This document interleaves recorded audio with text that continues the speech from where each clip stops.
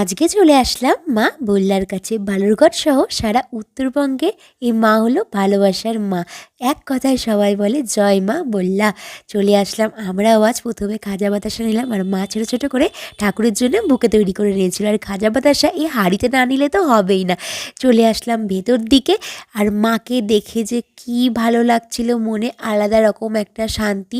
মায়ের মহিমা নিয়ে তো নতুন করে বলার কিছু নেই। কত কত হাজার হাজার ভক্তের মনস্কামনা কিন্তু এই মা পূরণ করে। মা কিন্তু কখনোই কাউকে ফেরান না। আমিও এখানে মন প্রাণ ভরে মায়ের পুজো দিচ্ছিলাম, আর দু চোখ ভরে মাকে দেখছিলাম। চোখ তো সরাতে ইচ্ছে করে না মাকে দেখলে, এত ভালো লাগে।